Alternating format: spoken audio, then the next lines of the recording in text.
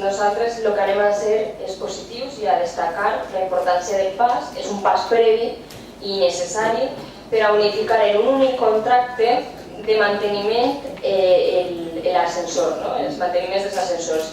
Al unificar els contractes esperem que sigui més econòmic i més òptim el servei.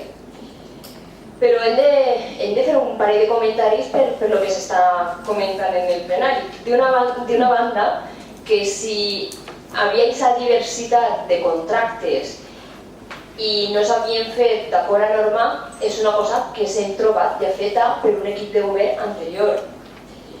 I en quant al tema de que la caducitat és una qüestió censurable, crec que som tots conscients i totes les persones que estan en el plenari de que no és una situació ni ideal ni òptima que caduque res en un ajuntament per el sobrecost que representa. I tots tenim en ment que prendrem les mesures que siguin necessàries i intentarem que no se repetisquen més caducitats d'expedients, però que hem de ser conscients que aquestes coses passen i el que s'ha de fer és intentar evitar que se donen aquestes situacions en la mesura de les nostres possibilitats. I el més important és que el més prompte possible tinguem unificats el manteniment dels ascensors.